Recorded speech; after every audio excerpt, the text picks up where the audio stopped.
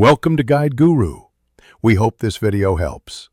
You start by securing your data and isolating the issue. Back up now, then disable gestures and enable safe mode to see if third-party apps cause ghost touches.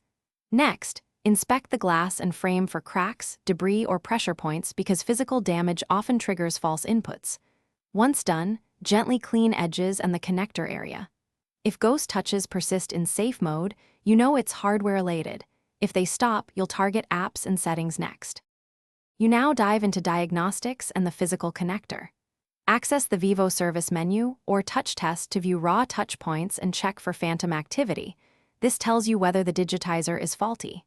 Next, power down, open the rear panel, and carefully reseat or replace the display flex cable because loose connectors mimic ghost touch. If you see constant stray coordinates, replace the digitizer assembly. Make sure to use ESD precautions. Fragile part, you finish by reassembling and validating stability. Reseat all screws to correct torque, replace adhesive and seals, and run a full 24-hour test of touch responsiveness, because intermittent faults show later. Once hardware is proven stable, update firmware and only factory reset if software remains suspect.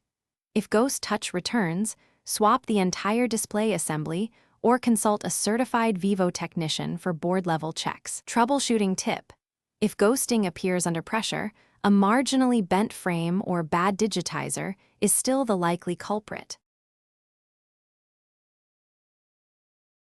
Thanks for watching. Consider subscribing if we helped you today.